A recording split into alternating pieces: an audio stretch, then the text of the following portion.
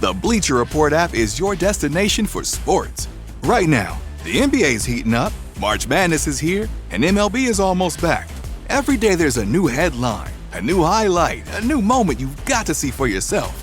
That's why I stay locked in with the Bleacher Report app. For me, it's about staying connected to my sports. I can follow the teams I care about, get real-time scores, breaking news, and highlights all in one place. Download the Bleacher Report app today so you never miss a moment. Hi, this is Alex Kantrowitz. I'm the host of Big Technology Podcast, a longtime reporter and an on-air contributor to CNBC. And if you're like me, you're trying to figure out how artificial intelligence is changing the business world and our lives. So each week on Big Technology, I bring on key actors from companies building AI tech and outsiders trying to influence it, asking where this is all going. They come from places like NVIDIA, Microsoft, Amazon, and plenty more. So if you want to be smart with your wallet, your career choices, in meetings with your colleagues, and at dinner parties, listen to Big Technology Podcast wherever you get your podcasts.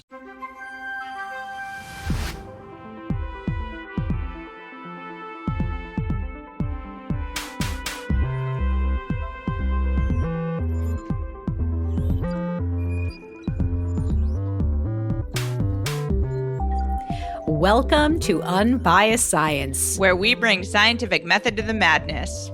We're your hosts, Dr. Jess Dyer and Dr. Sarah Scheinman. And this week, we are tackling a topic that is really near and dear to my heart, the topic of e-cigarettes, electronic cigarettes, vapes, lots of different ways that we describe these things. So we're going to get into it. We have a very special guest who has lots of expertise on this topic, and I think we'll learn a lot from him. Before we introduce our special guest and before we get into it, just a quick public health update that there was big news last week. So we're recording this on March 23rd, but last week there was a very big update in the federal case of the AAP, the American Academy of Pediatrics, versus RFK Jr. There was this big lawsuit surrounding the ACIP. I always forget what this acronym means, or what it stands for, the Advisory Committee on Immunization Practices. That's the federal committee that makes decisions around vaccines in the United States. And so the federal judge ruled that, let me just say, that basically what has transpired the last year is not okay.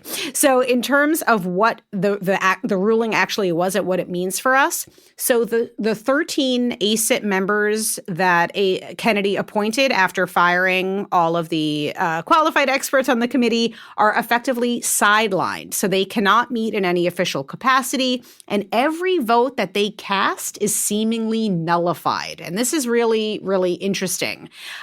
So what this means is that some of the decisions that they made, like the hepatitis B birth dose recommendation, which they eliminated, that is now restored. The changes to the entire vaccine schedule. So if you recall back in January, the childhood schedule went from a recommendation of 17 routine vaccines down to 11. That is now reversed. So in terms of what we as Americans, and families will experience, we won't see an immediate change in what insurance covers. So if you remember, major insurers had already committed to honoring the pre-change schedule through 2026. But this ruling stops the damage from compounding.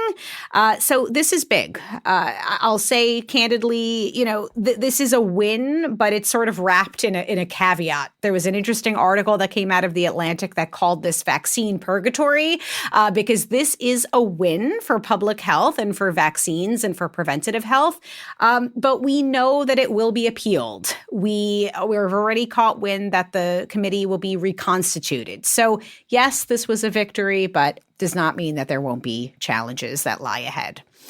Last thing on that is that we did do a deep dive on this. So if you want to read more, you could check out our Substack at theunbiasedscipod.substack.com. All right. Without further ado, We'd love to introduce today's guest, Dr. Mike Siegel. We're going to let him introduce himself in just one moment. He has a really impressive background, but I wanted to give a little context. So Mike, if I can call you Mike, I hope that's okay, Dr. Siegel. Mike reached out to me after I published a piece on Substack that was called "The Call I Didn't Want to Take. I lost my dad to cigarettes, and then I took a call from the vape industry." So in this article, I talk about what I've spoken about a lot on the podcast. I lost my father to emphysema, to COPD. My research beginnings were in tobacco control. I have very strong feelings about cigarette smoking. I understand the harms of cigarette smoking. And transparently, I have been quite critical of e-cigarettes in the past for reasons we'll talk about in a moment. But at a high level, I'd say, concerns that the marketing of e-cigarettes to youth in particular might get a generation of young folks addicted to nicotine, which could potentially lead to smoking combustible cigarettes. Anyway, we'll talk more about it. But I shared how my thinking changed a bit. So I had a random message from an e-cigarette consultant who reached out to me on LinkedIn. And he said, "Can we talk?" And I had this moment of internal struggle where it was like, do I get on this phone call? Am I selling my soul by getting on this phone call? But I got on the call, and he was lovely, and we talked, and he was sharing some research with me that really, it was quite eye-opening to me. And the research was about how e-cigarettes are actually very helpful for many current smokers to help them quit the habit. So I'll put a pin in what I'm saying right now, but I'll just say that prompted Mike to reach out. So Mike, can you introduce yourself and maybe just give us a little bit of background and why we're having this conversation today? Yeah, so I'm a physician by training, but I've spent the last 30 years or so as a public health researcher and professor, and I have done much of my work has been in the area of tobacco control. So really for 30 years, I've been a very strong anti-smoking researcher and advocate. I played a role in lobbying for smoke-free bar and restaurant laws throughout the country and throughout the world, actually. I also testified in, I think, about 10 different lawsuits against big tobacco, including the Engel case, which resulted in a $145 billion punitive damage award against the tobacco industry, which is the largest in history. And, have just been really a part of the tobacco control movement for all this time. I've worked with many, many organizations and health agencies in the field. I also spent 2 years at the Office on Smoking and Health at CDC, working as an epidemiologist there, providing technical assistance to the states on trying to reduce smoking. So my background is really strongly anti-smoking, and I come to it as a researcher and epidemiologist looking at the data and the evidence. So, Mike, suffice to say that you've got a great deal of expertise in this topic. So maybe we can kind of set the stage, because today we're here to talk about e-cigarettes. So maybe we could just start by defining what we mean when we say e-cigarettes. And like Jess mentioned, it's often referred to as an electronic cigarette, or this term vape gets thrown around, or vaping. A lot of people are vaping these days. What exactly is that, and how is it distinct from smoking?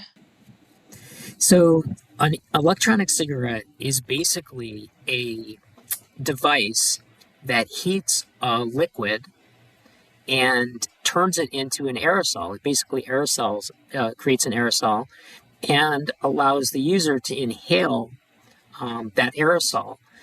The e-liquid typically contains propylene glycol or glycerin, and then nicotine is in there. And so when the liquid is aerosolized, the user inhales nicotine. But the philosophy behind vaping or e-cigarette use is that there's no tobacco in there and there's no combustion. So what makes smoking so incredibly harmful. Two things. One, the fact that it's using a tobacco leaf, and second, the fact that it's combusting it. And so when you take any kind of organic matter, but especially tobacco, and you burn it at extremely high temperatures, up to about 900 degrees Fahrenheit, you get all kinds of toxic byproducts. There are literally 10,000 or more chemicals in smoke, in tobacco smoke, and over 60 known human carcinogens. So the philosophy behind electronic cigarettes is many people are addicted to nicotine, addicted to smoking. So what if we are able to give them that nicotine to satisfy their addiction, but take away all the toxic components? And so an entrepreneur named Han Lik from China, who had lost his father to smoking, decided to invent this device, and he invented what is now known as the electronic cigarette. The most important thing that I think people need to understand about these devices is, number one, there's no tobacco involved. So they're not a tobacco product. Many people call this a tobacco product, and a lot of organizations say that this is, vaping is now the top form of tobacco use. It's not tobacco use. There's no tobacco in it whatsoever. It's just nicotine, and there's no combustion. So it's not smoking. There's no smoke. It's just aerosol, an aerosol, just as if you use, like when you use an inhaler for asthma, that's just aerosolizing a liquid solution. And so that's what electronic cigarettes are. So I want to lay some cards out on the table, and I'm curious how you'd respond to this. So for me, in an ideal world, no one would smoke combustible cigarettes, but also no one would smoke e-cigarettes. Like if we could avoid it altogether, that would be fantastic, right? The reality, though, is that we do have folks who are highly addicted to combustible cigarettes. And so what we're really talking about now is this a viable cessation tool for those folks? But taking a step back, to your point, no, we're not using tobacco. No, it's not burning, right? Which is a very big part of why it's harmful. But nicotine isn't great for us, right? It is highly addictive. It does, my understanding, this is really not my expertise, is that it has some negative physiological, biological effects, like impairs immune function, things like wound healing. So again, nicotine is not great. What we're talking about now is harm reduction, right? Would you agree with that, or would you push back on anything I just said? No, that's exactly right. I mean, in an ideal world, we would not want anyone to be smoking. We wouldn't want anyone to be vaping. We wouldn't want anyone to be using nicotine. And we certainly wouldn't want anyone to be addicted to any drug.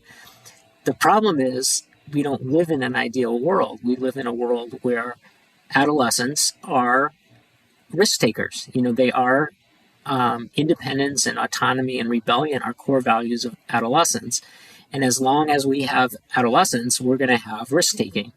And it can't be avoided. And I think that the effort to try to say, we're not going to allow youth to be at any risk of anything it's not only unrealistic, but I think it actually backfires. Because the more we tell youth what not to do, the more they're gonna do it.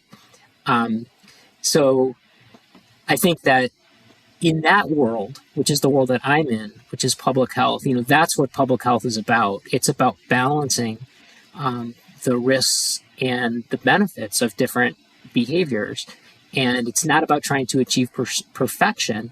It's about trying to deal with these problems realistically. And that's where harm reduction comes in to the picture. One more thing, and sorry, Sarah, I know I'm talking a lot, but I could talk about this for days without stopping.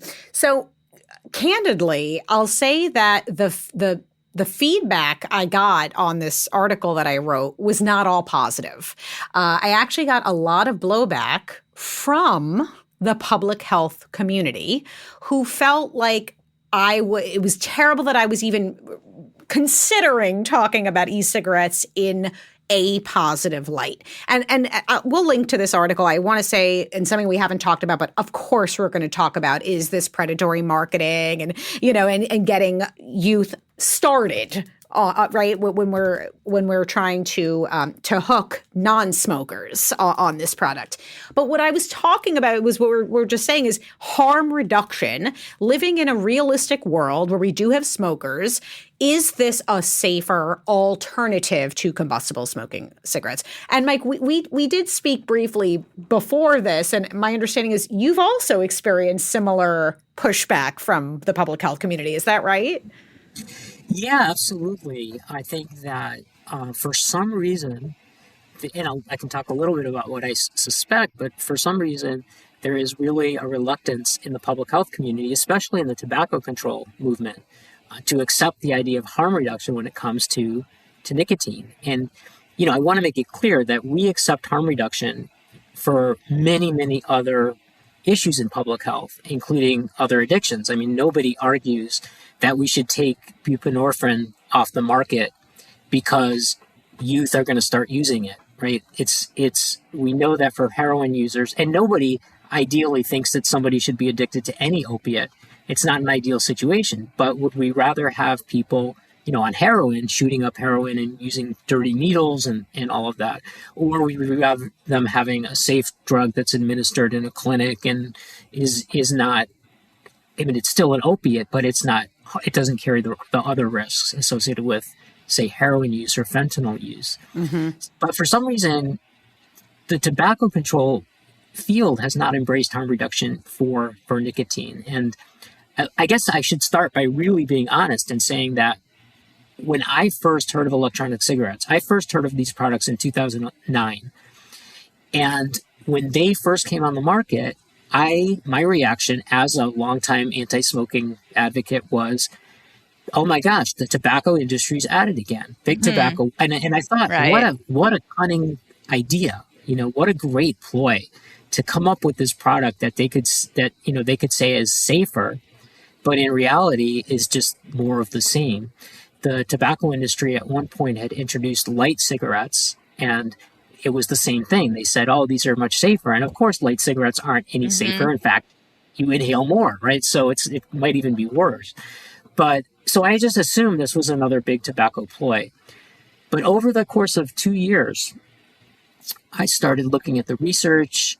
I started studying the issue. I started looking at the companies. I started talking to some of the CEOs of these companies.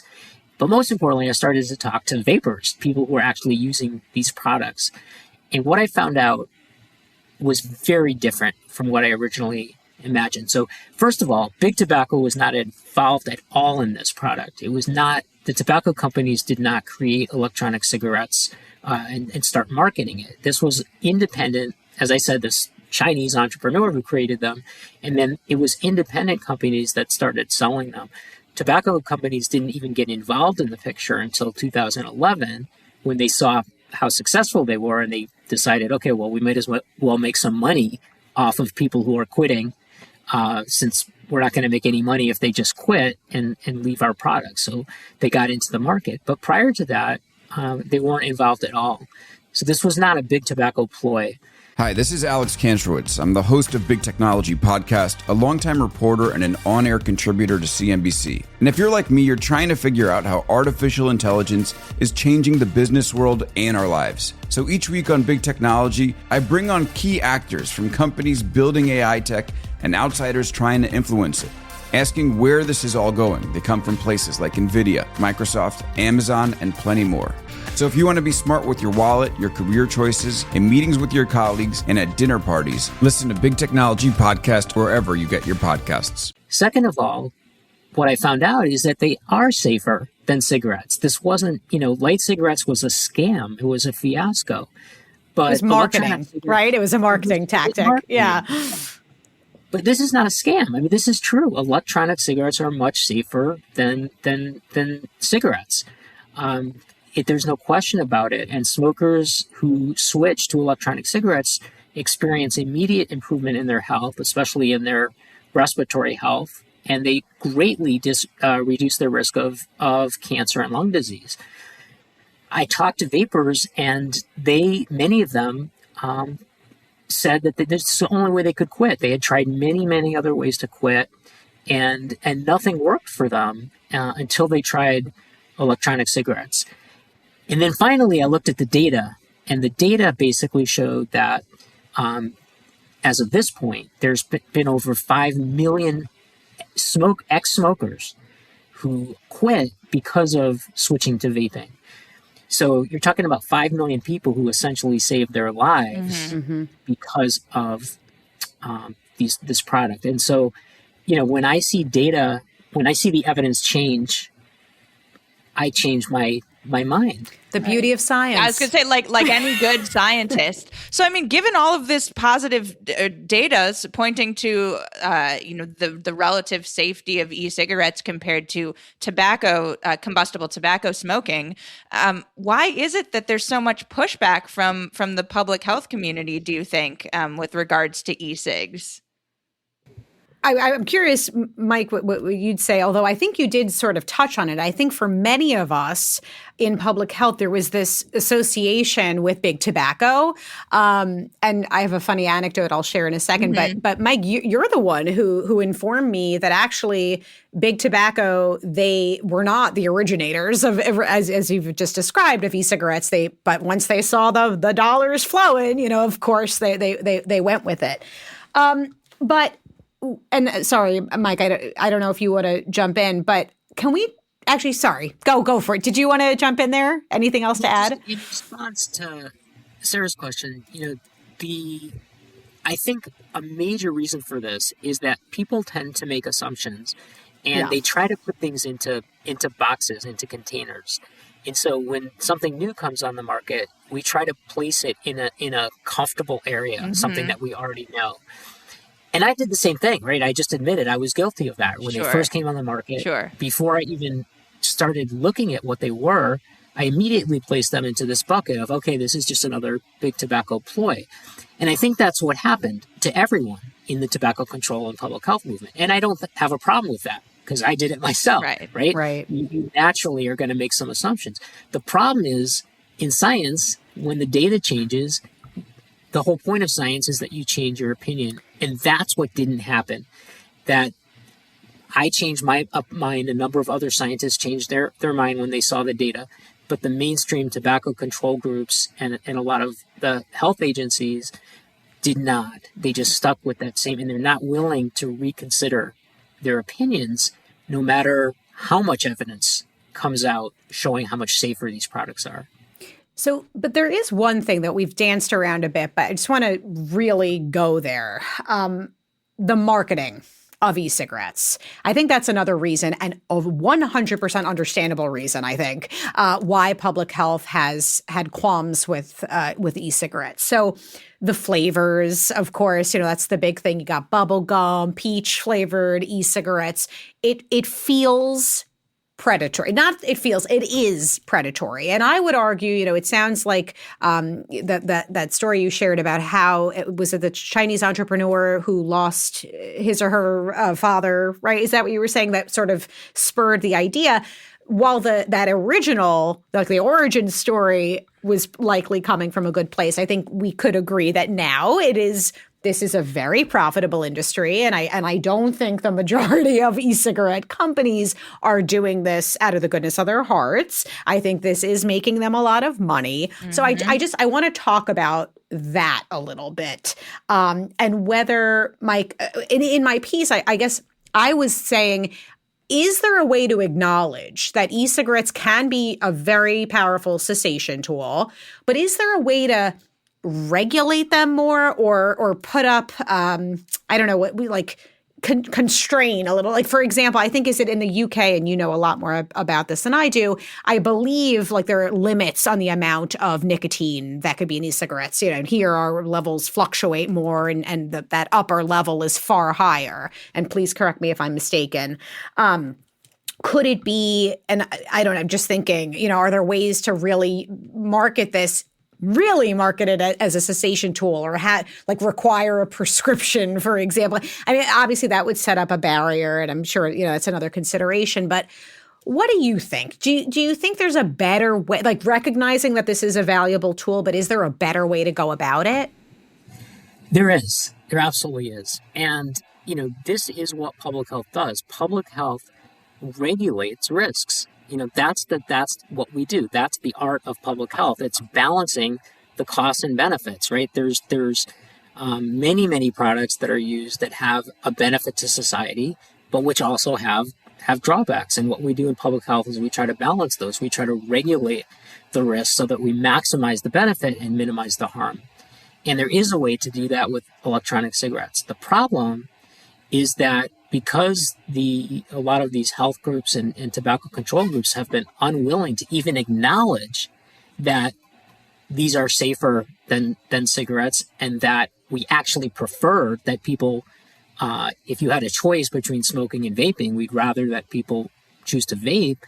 The fact that they haven't even been able to acknowledge that is really what's standing in the way of regulating the product, because the approach that they've taken is, these things are horrible. It's a big tobacco ploy. We need to get them off the market. And so they've taken essentially a prohibition approach. Let's just ban all e-cigarettes, or at least let's ban all flavors of e-cigarettes. Mm-hmm.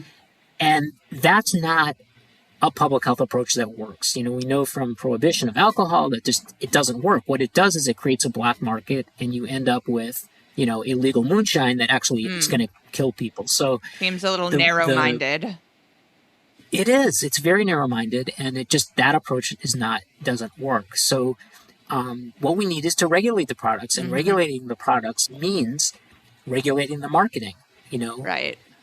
Regulating some of the flavors, saying, okay, you cannot have gummy bear. There's no need for gummy bear, flavors, or it's not going to help right? you quit smoking anymore if it's flavored. It's like candy. Right. It doesn't have to be that kind of a, candy, right? And so there are limits. You could limit the nicotine levels. You could regulate the battery safety and the quality of these products.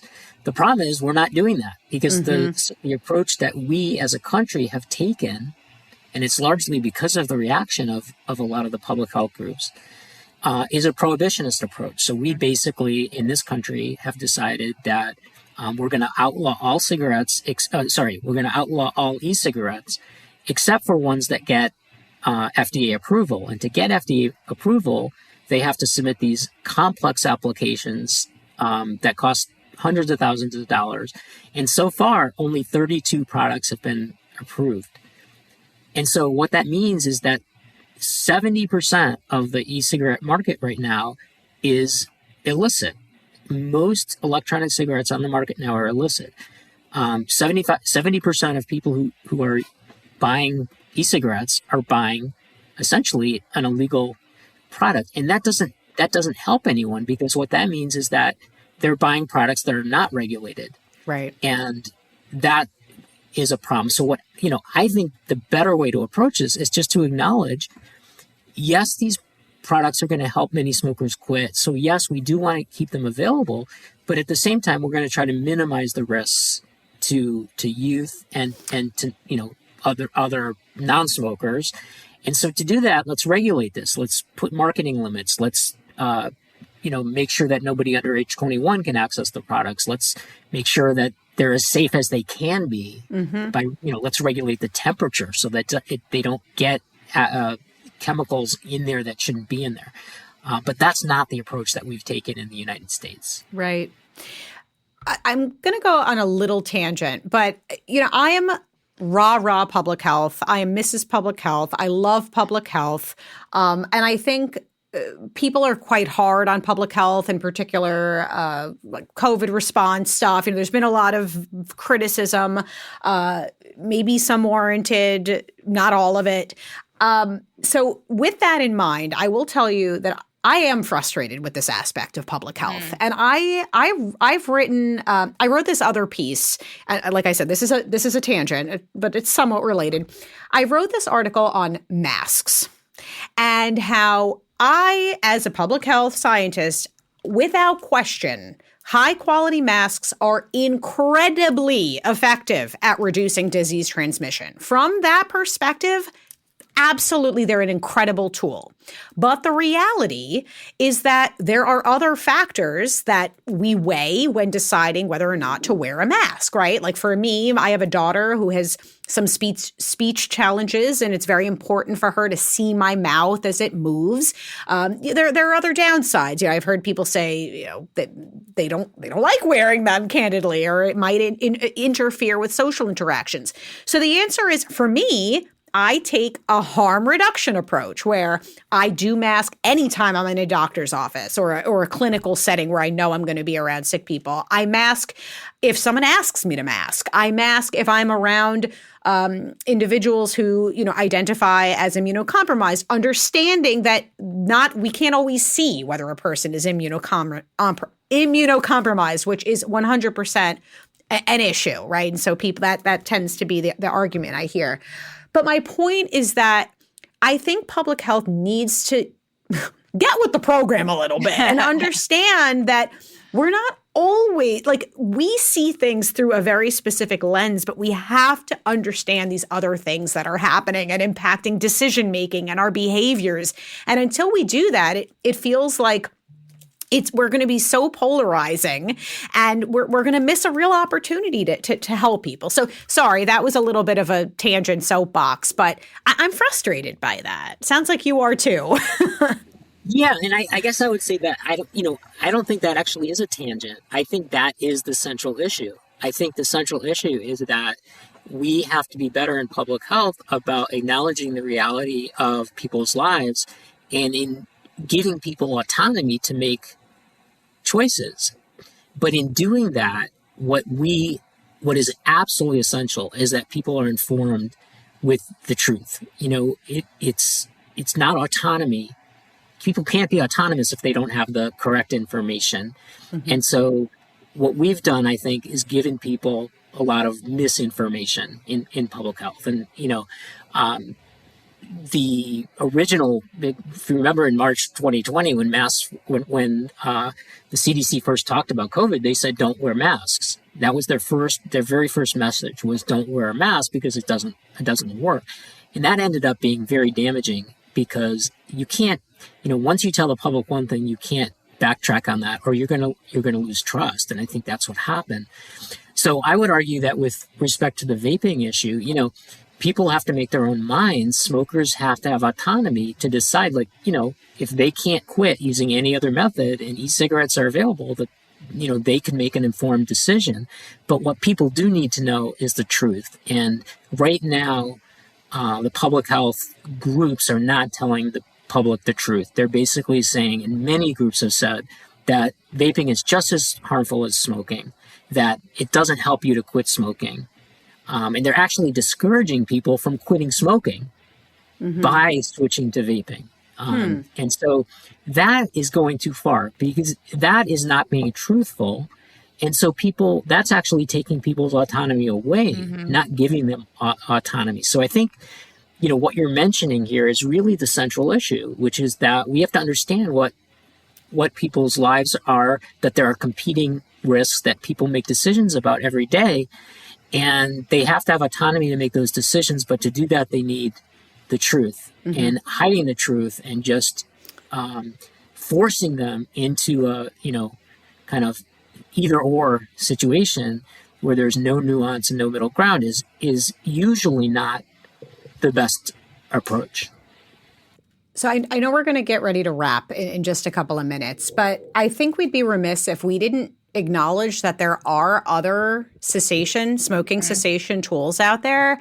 There's, Nicorette gum. There are patches that people wear. There's Chantix, right, which is a prescription medication that can help with cessation. Although I know that also comes with its own risks, right? There's Zyn also, the little pouches you could put in your lip and like chewing tobacco like that.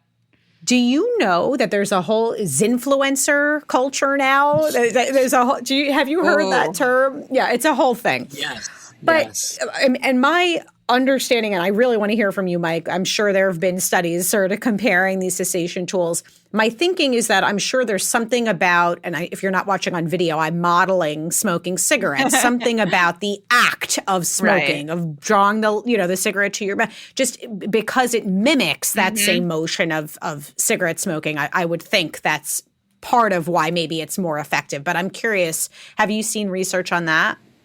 Yeah. So basically, the research is pretty clear that the most effective way, outside of say, cold turkey quitting, which is always the best method, but outside of that, if you're going to use some sort of cessation aid, by far the most effective is actually electronic cigarettes, vaping. The long-term success rate with vaping over about a 4-year period can be as high as about 50%. Even in clinical trials, the success rate for vaping, switching to vaping, is about 20%. And for nicotine replacement therapy, it's only 10%. So using e-cigarettes is actually twice as effective as any other method for quitting. And so it's not that we, obviously we wouldn't discourage people from using, I wouldn't discourage someone from using Chantix or using nicotine replacement therapy. But that's what we're doing in public health. Public health groups are telling people only use NRT, do not use vapes. And that makes no sense because many people just can't quit with those products. And why would you tell people to use something that's actually less effective? I mean, what we need to do is we need to have as many off-ramps as we can for people who smoke. It is deadly, and we've all seen loved ones die from smoking. And we're still losing about 300,000 people a year to smoking. So we need to open up every possible off-ramp. And for somebody to come in and say, no, we're not going to allow you to use that off-ramp, or we're going to tell you, we're blocking that off-ramp, makes no sense whatsoever. We need to allow all those off-ramps to exist. Now, can we put guardrails on the off-ramps to make sure that people don't? Yes, that's fine. We need to put guardrails up, but that's not the approach we're taking. And this is such deadly, smoking is such a deadly thing that I think part of the problem is that people have lost sight of that because smoking rates have gone down so far that people think that, I don't see anyone smoking, the problem is over. The problem's not over because among adults, we still have about 17% of adults who smoke. And so, we can't throw those people under the bus. It's just not fair to do that. And I just saw something really upsetting that I'm seeing combustible smoking is actually on the rise in young people, which is just terrible news. So we're coming up on time here. I just want to sort of recap where I think we landed. And then Mike, if you have any last thoughts, please feel free to chime in. In an ideal world, people wouldn't smoke combustible cigarettes. They also would not smoke e-cigarettes, right? E-cigarettes are one of several possible cessation tools for smokers, and you should do what works best for you.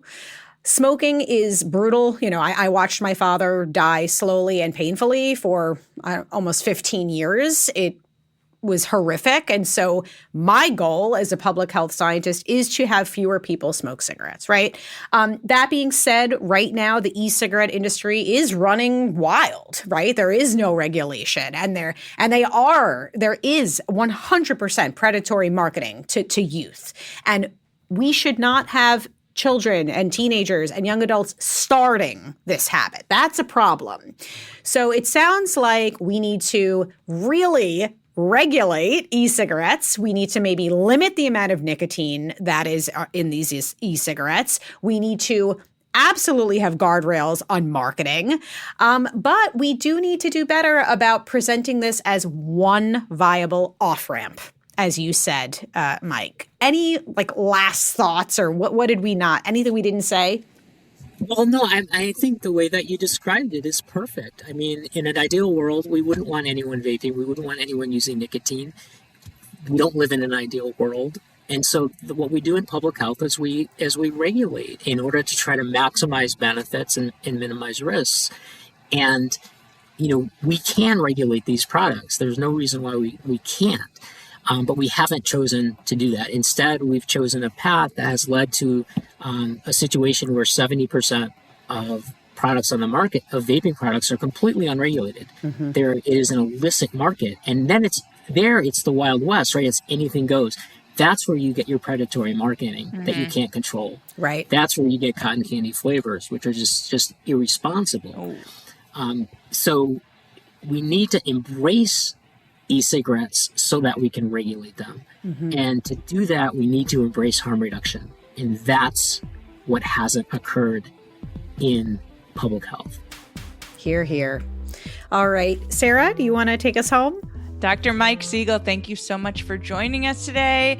And also, Jess, thank you for sharing your expertise with us today. I don't know if she mentioned, but Jess actually did her dissertation on this stuff, so is super, super knowledgeable. So I really feel like I did a lot of listening today, but I learned a ton from both of you, so thank you so much. And thank you all for tuning in. We hope you learned a thing or two. Please join us next week on your trusted source for no nonsense, just science.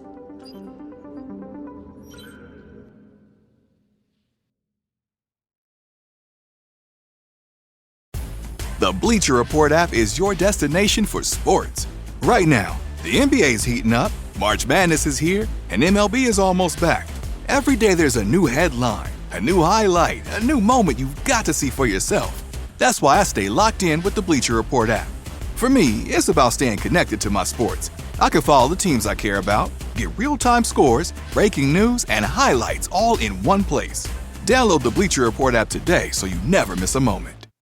Hi, this is Alex Kantrowitz. I'm the host of Big Technology Podcast, a longtime reporter and an on-air contributor to CNBC. And if you're like me, you're trying to figure out how artificial intelligence is changing the business world and our lives. So each week on Big Technology, I bring on key actors from companies building AI tech and outsiders trying to influence it, asking where this is all going. They come from places like NVIDIA, Microsoft, Amazon, and plenty more.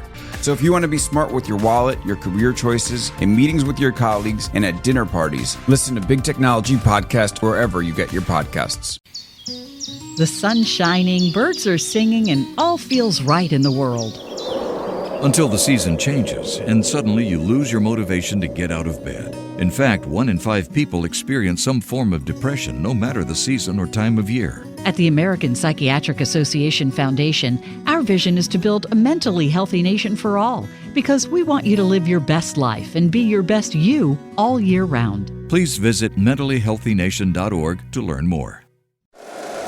If you like the show, please take a moment to rate, review, and subscribe. It really does help the show to grow.